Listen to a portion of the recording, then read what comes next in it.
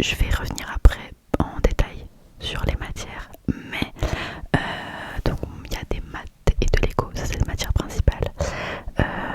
Il y a par semaine minimum 8 heures de maths et minimum 8 heures d'éco par semaine, donc c'est assez intense.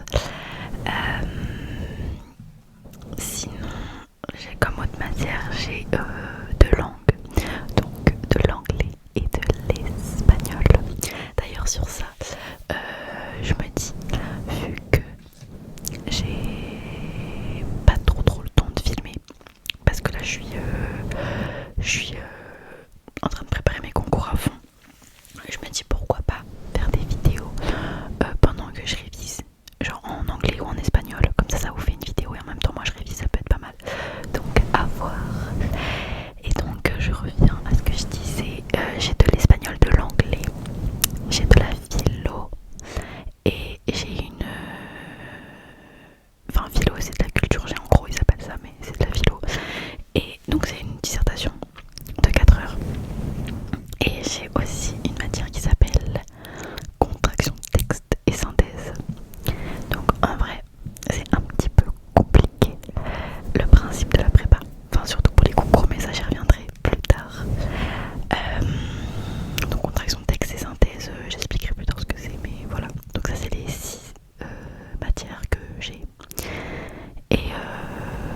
Et voilà, donc ça c'est la prépa. Donc, comme vous l'auriez compris, la prépa ECG elle est complètement différente des autres prépas du style littéraire, scientifique et tout, c'est pas du tout les mêmes matières, même si dans l'ensemble c'est assez similaire en termes de méthode de travail et en termes de...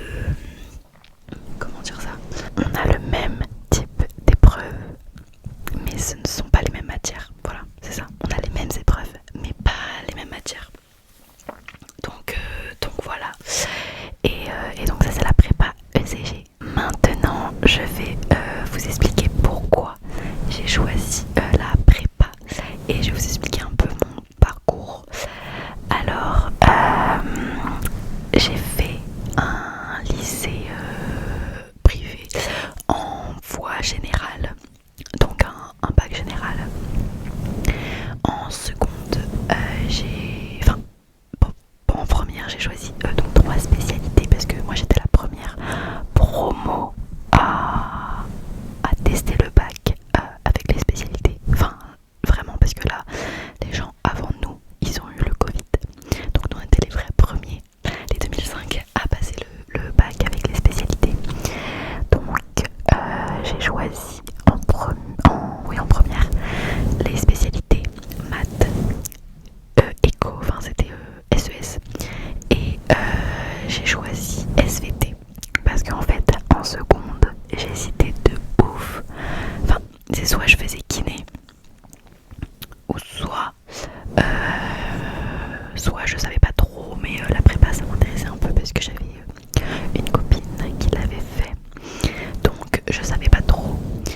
Et donc en première, à la fin de la première, quand j'ai dû choisir que 2 spécialités parmi les 3, j'ai choisi de, de garder maths et éco parce que j'avais fait un stage de seconde chez un kiné et il m'avait dit que c'était très fermé et que c'était très dur d'aller en kiné.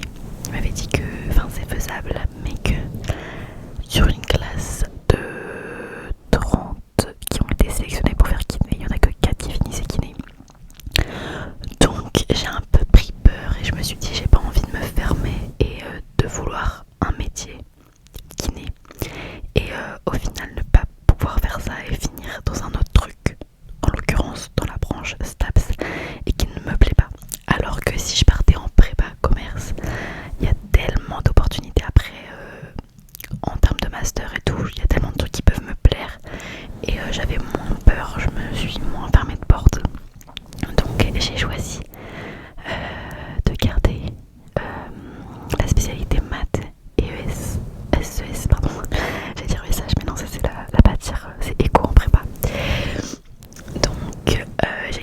dire là. Et donc après avoir inscrit mes vœux sur Parcoursup, j'ai été acceptée en prépa ECG dans la même prépa que là où j'ai fait mon lycée. Donc c'est-à-dire je ne changeais pas du tout d'endroit, c'était dans un monde que je connaissais. Et du coup ça m'a permis d'avoir dans ma classe de prépa des gens que je connaissais déjà. Donc ça c'était trop bien. Dont une de mes meilleures potes actuellement qui avait son lycée avec moi. Et voilà. Donc ça c'est trop cool. Et puis voilà pour mon petit parcours qui n'est pas terminé parce que après la prépa il y aura encore des petites études à faire. Mais pourquoi pas faire quand j'aurai fini mes études une vidéo pour vous dire vraiment tout mon parcours. Donc voilà pour mon parcours scolaire avant la prépa et pendant. Alors maintenant je vais vous parler de l'organisation et de la quantité de travail en prépa. Donc accrochez-vous. Non en vrai je rigole, mais je rigole pas. Alors on va commencer par l'organisation du travail. Ça a été très dur pour moi parce que au lycée on va dire que j'avais quand même quelques facilités, c'est à dire que je révisais pas beaucoup, je révisais que la veille et je m'en sortais bien, je m'en sortais toujours bien. Donc autrement dit mes méthodes de travail du lycée ne correspondaient pas du tout avec ceux de la prépa. Donc moi c'était très dur pour moi de m'y faire, c'est à dire que au début de ma première année, quand je finissais les cours, j'arrivais pas à me mettre direct au travail si j'avais pas un examen ou si j'avais pas une colle. Donc je vais vous expliquer après ce que c'est. Donc pour moi ça a été très compliqué, mais en vrai on s'y fait vite et voilà. Pour parler de la quantité de travail, alors c'est vrai que c'est assez conséquent. Par où commencer? Déjà je pense que je vais vous expliquer ce qu'on a dans la semaine. Alors toutes les semaines on a ce qui s'appelle des cols. C'est pas des cols genre des heures de colle, hein, c'est des cols, ça s'écrit K-H-O-L-L-E. Et on en a 2 à 3 par semaine. Donc c'est une durée de 20 minutes à 1 heure selon les matières. Et par exemple une semaine on va avoir une colle de maths avec une colle d'espagnol. Et la semaine d'après on va avoir une colle d'anglais, de philo. Et j'ai oublié la dernière, anglais, philo et éco. Donc voilà, donc il faut que chaque semaine on prépare nos cols et en plus qu'on travaille selon les devoirs entre guillemets qu'on a à faire donnés par les profs. Et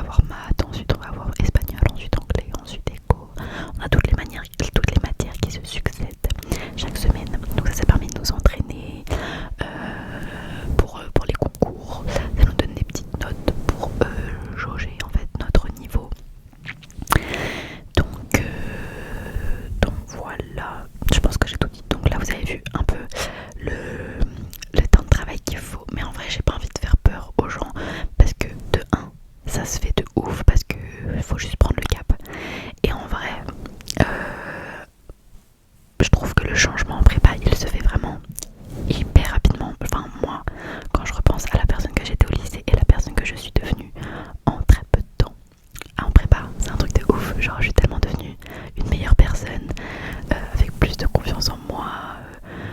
Enfin vraiment la prépa c'est vraiment incroyable sur ce plan là. Mais ça j'y reviendrai après quand je donnerai mes petits comptes rendus, mon expérience personnelle de comment j'ai appris, enfin comment j'ai vécu ma prépa.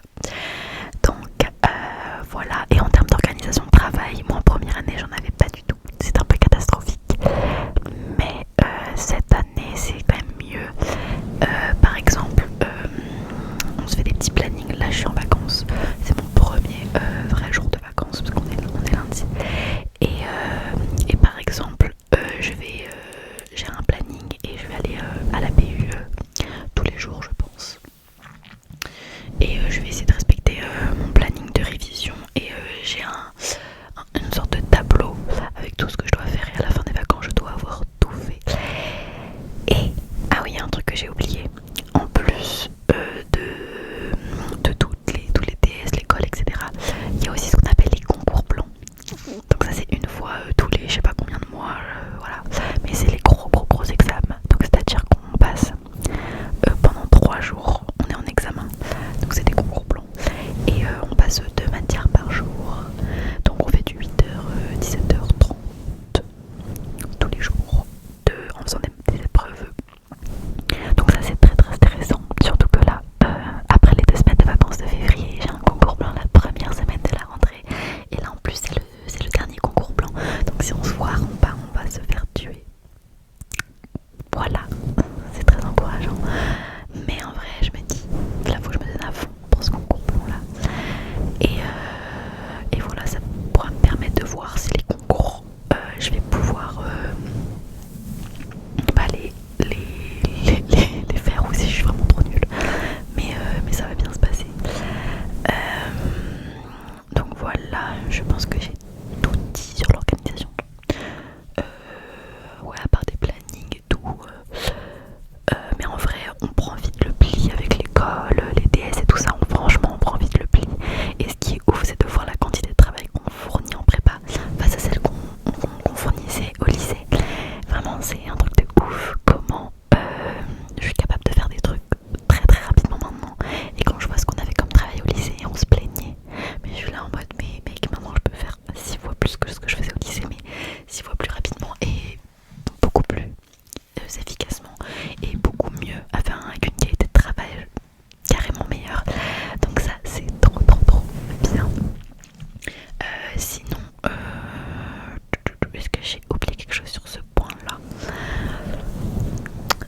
Je ne crois pas. Donc on va passer au prochaine catégorie. On va arriver à une étape importante qui est ma vie en prépa. Donc le stress, les motivations, l'ambiance, etc. Alors moi, comment j'ai ressenti ma prépa et comment je la ressens actuellement? Au début j'étais très stressée. Et en fait, ce qui est un peu chiant avec la prépa, c'est que des phases. C'est-à-dire il y a une phase où tu vas être trop bien, il y a une phase où tu vas plus avoir de motivation. Et le pire c'est l'hiver. Ah là là, l'hiver, putain il fait mal. Pardon pour les gros mots, mais l'hiver c'est une catastrophe. Vraiment c'est horrible. Quand il fait pas beau, tu rentres chez toi, il fait déjà nuit, il fait froid, le lendemain tu vas, il pleut. C'est vraiment horrible, mais on survit toujours. Et donc moi en vrai je suis quelqu'un qui stresse beaucoup, mais j'arrive quand même à rester enfin je sais pas comment dire, mais en vrai ça va, je gère quand même mon stress plutôt bien. Même si je suis très stressée par exemple, je vais quand même affronter les choses parce que je sais que j'ai pas le choix de toute manière. Donc voilà. Et donc sur ça allait. En termes de motivation, comme je vous l'ai dit, c'est des phases. Donc ça veut dire qu'il y a des fois où je vais être super motivée et d'autres fois où je ne vais pas du tout être motivée. Et même encore en deuxième année c'est pareil, même si je sens que j'ai quand même eu un petit coup de boost par rapport à avant. Et puis moi j'ai pas eu trop de chance, mais en gros début de deuxième année j'étais trop motivée à fond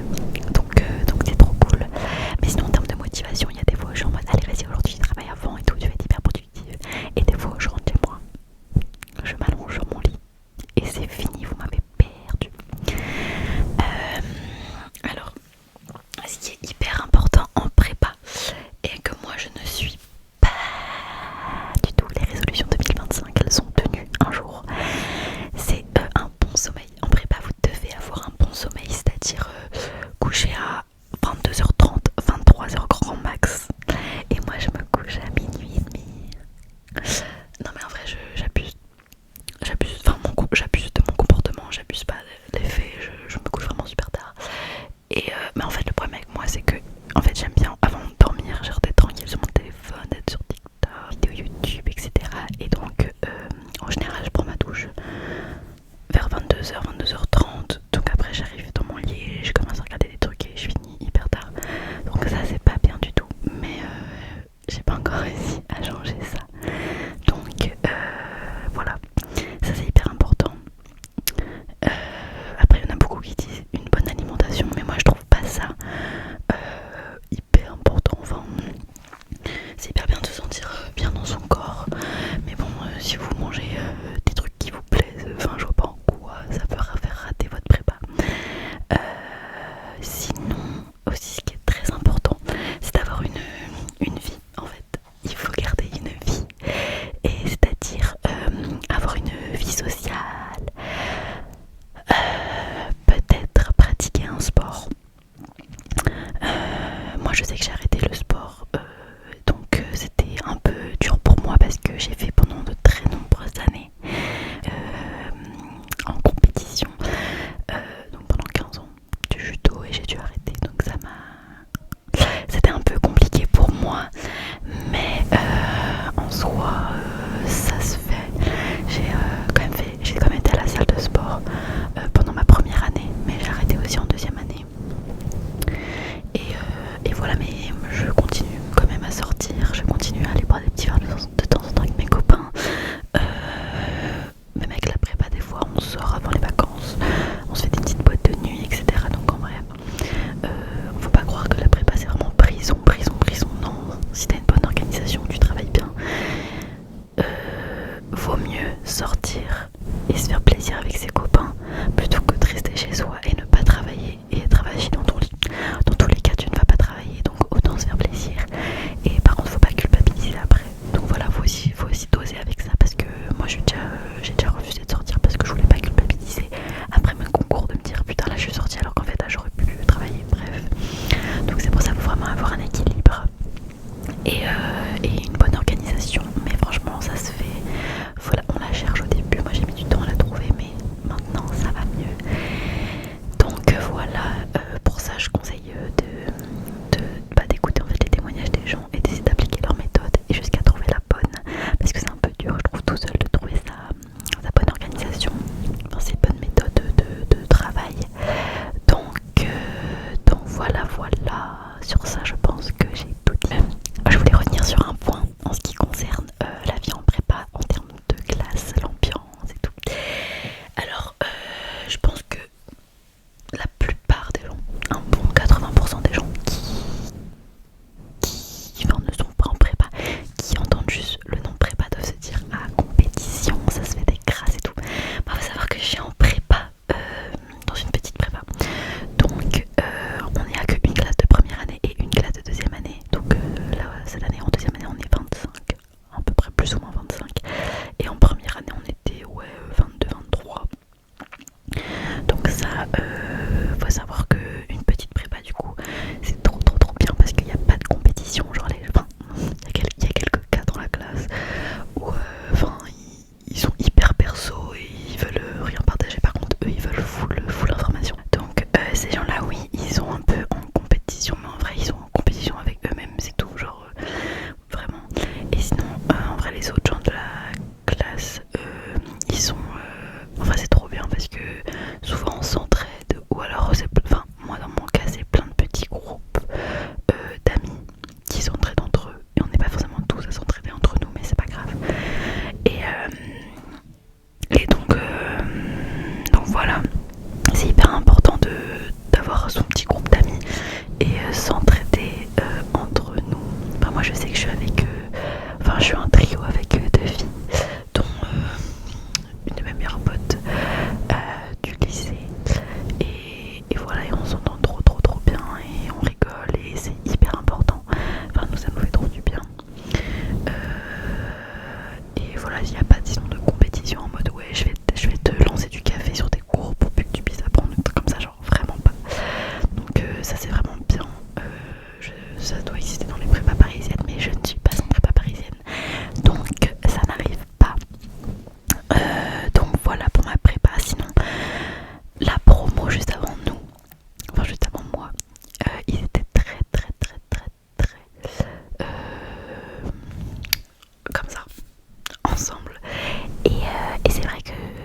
j'avais eu d'autres témoignages comme quoi les prépas ils étaient hyper soudés, hyper tous copains. Et en fait on est vraiment, enfin moi ma promo, on est vraiment l'exception qui confirme la règle, puisque nous ne sommes pas du tout comme ça. En première année il y a eu grave des groupes, des divisions dans la classe et tout le monde ne s'entendait pas super bien. Et ça m'a fait un peu de peine parce que j'aurais trop aimé avoir, parce qu'en gros nos profs ils nous disaient bah là vos potes de prépa, vous pouvez être sûr que c'est ceux qui seront là à votre mariage. Parce que par exemple je pense à mon prof d'éco qui a fait une prépa lui aussi, et il m'a dit, enfin il nous a dit que ses témoins de mariage c'était ses potes de prépa. Et donc moi je me suis dit bon bah trop bien, et en fait pas du tout. Genre je sais que là j'ai allez, je pense 9/10 de la classe que je ne vais pas parler après la prépa, parce que c'est un peu genre superficiel, c'est vraiment, t'as l'impression que c'est vraiment des potes de cours. Et ça c'est vrai que c'est un peu chiant, mais bon, c'est pas grave, c'est comme ça, c'est la vie. On peut pas être meilleurs potes avec tout le monde, mais ça veut pas dire qu'on se déteste, hein. C'est juste on est plus pas hyper proches. Et voilà, en tout cas ça c'est ma vision de la prépa, enfin de mon expérience, et je pense que j'ai tout dit. Maintenant on va aborder le sujet des matières une par une en détail. Alors nous avons en premier, donc on va commencer par les mathématiques. Donc les mathématiques, comment dire, le niveau par rapport au lycée,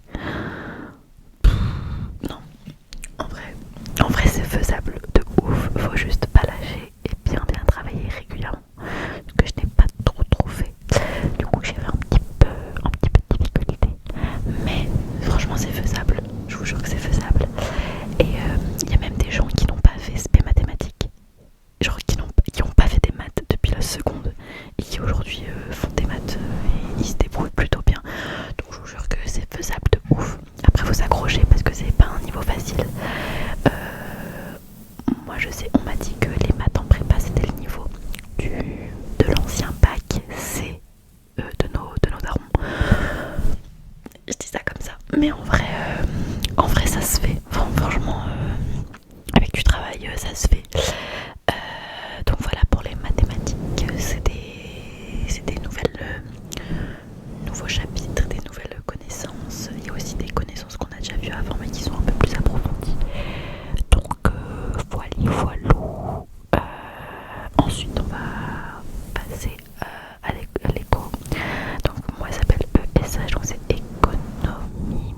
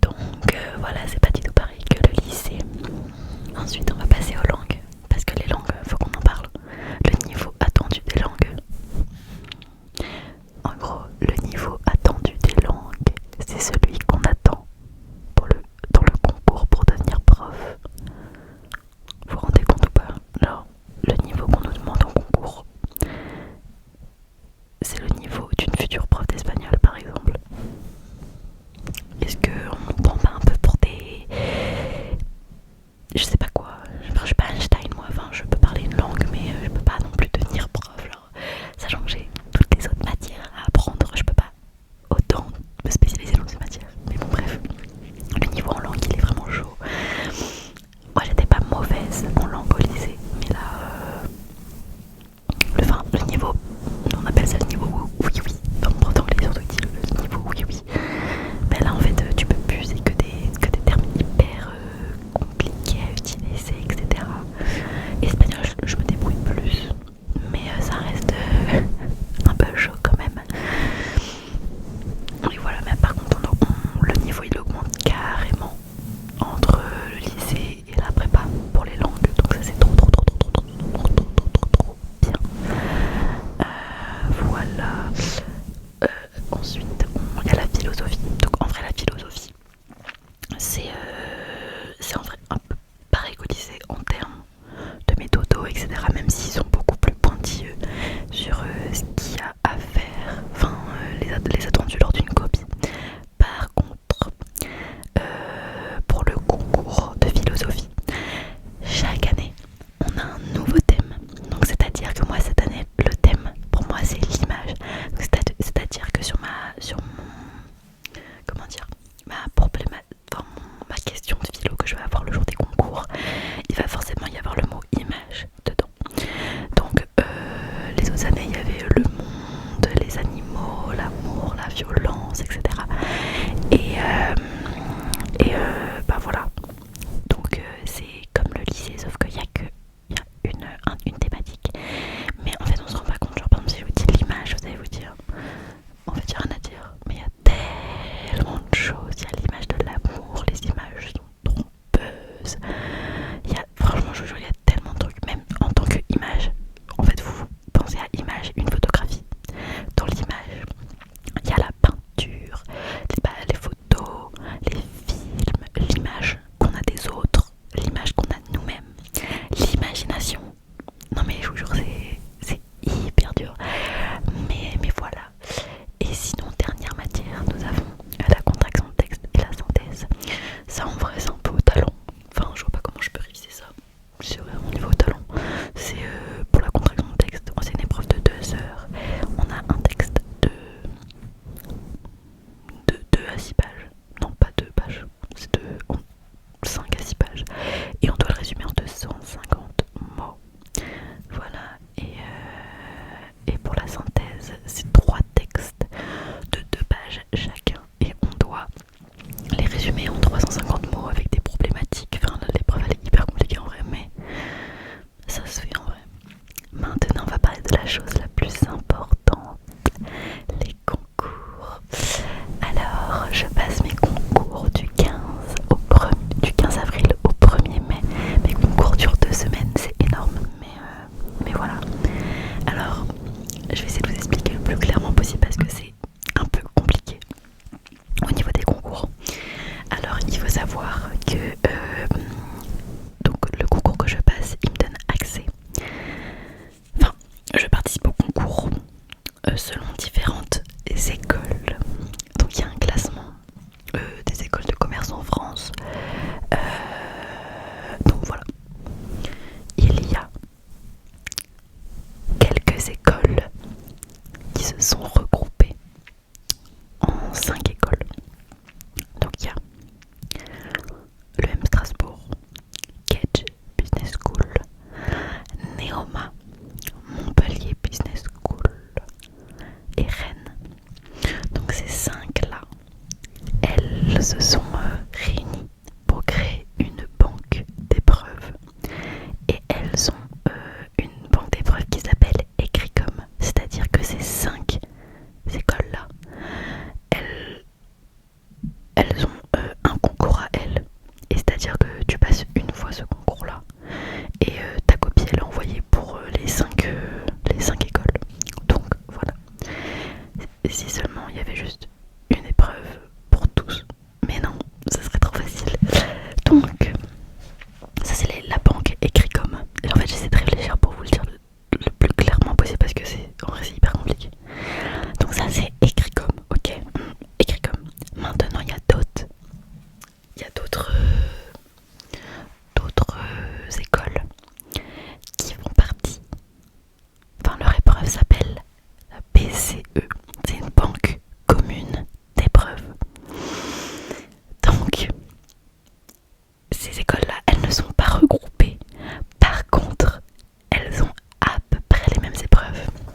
je m'explique.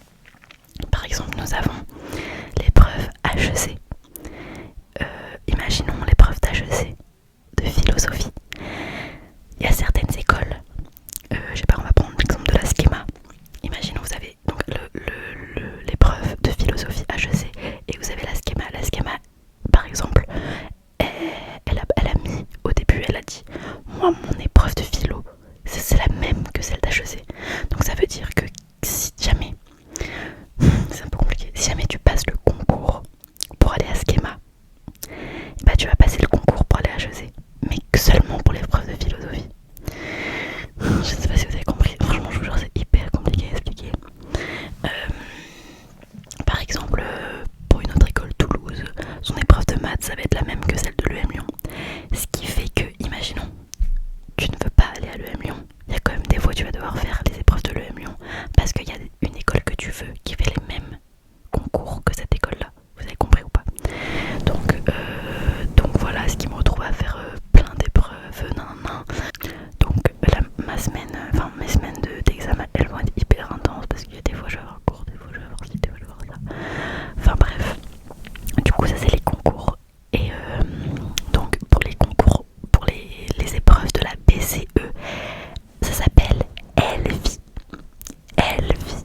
Donc il y a écrit comme et il y a LV.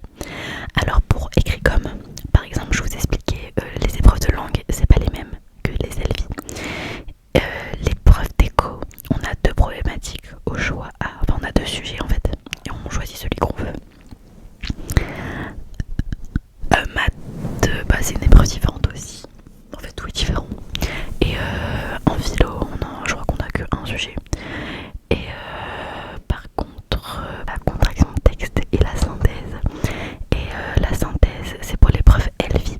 Et les contractions de texte, c'est pour l'épreuve écrit comme. Ça doit être le brouillon dans votre tête, j'imagine, même pas. Mais même dans la mienne, c'est brouillon. Donc voilà. La première semaine des concours du 15 au 18. 15 et 17, du 15 au 17 avril, nous avons les épreuves écrites comme. Donc on passe 15, 16, 17, les épreuves écrites comme. Normalement je crois qu'on a le week-end. Et après, on démarre les épreuves LV. Mais par exemple, moi je passe pas au-dessus de schéma les épreuves parce que je vais vous expliquer après pour les inscriptions en concours, etc. Vous n'êtes pas prêts. Donc par exemple moi je participe que à schéma et en dessous. Et par exemple l'épreuve, comment vous dire, l'épreuve de HEC en mathématiques, je vais pas la faire. Donc c'est-à-dire qu'il y a un jour où il y a des gens qui seront dans cette épreuve là et moi je la ferai pas, je serai chez moi. Du coup c'est-à-dire que ma semaine, je vais avoir un planning avec tout ce que je fais et tout. Donc voilà, c'est un peu compliqué, mais voilà. Maintenant, je vais vous expliquer les inscriptions au concours. Alors là, vous n'êtes pas prêts. Il faut savoir que les inscriptions au concours d'école de commerce sont payantes. Oui, alors si vous ne le saviez pas, une fois qu'on intègre une école de commerce, pendant 3 ans, après la prépa, nous devons payer chaque année cette école de commerce. Et le prix moyen d'une école de commerce par an, je dis bien par an, c'est 15 000 euros. C'est-à-dire qu'en sortie de prépa, je vais devoir lâcher 45 000 euros pour mon école. Donc, ça c'est ok. Ça fait je ne sais pas combien d'années qu'on nous le dit, ça c'est ok. Par contre, ce que vous ne savez pas, c'est que les concours sont payants. C'est-à-dire que j'ai payé pour participer à des concours que soit je n'aurais pas, je touche du bois, normalement ça va pas se passer comme ça, ou soit j'ai payé pour chaque école mais il n'y en a qu'une que je vais intégrer, l'autre, bah prenez mon argent, genre, allez-y prenez mon argent. Donc c'est une dinguerie, mais j'ai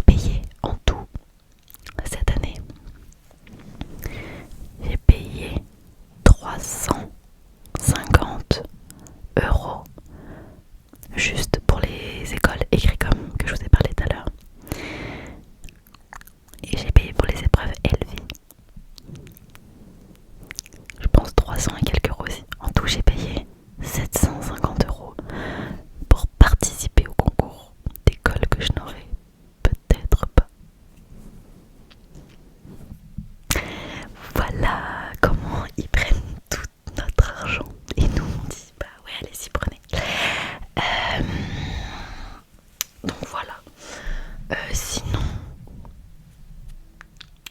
est-ce que j'ai oublié quelque chose? Ah oui, et un petit truc un peu drôle.